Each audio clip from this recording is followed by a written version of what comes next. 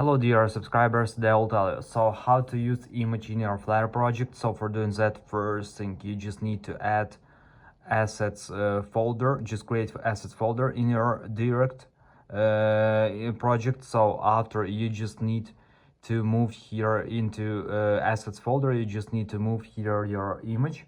So after you just need to add it to your YAML file. So just go to YAML file, here you can see it, and after you just need to add link in assets to your image. So if everything is okay, you will see here your image.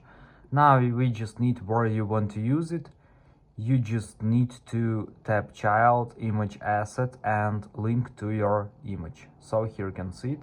Now we just need to tap on run, and let's just wait until it will load, and we will be able to see our image. So thanks for watching, have a nice day, goodbye. I will show to you now that everything's okay, and here you can see it. So thanks for watching, goodbye.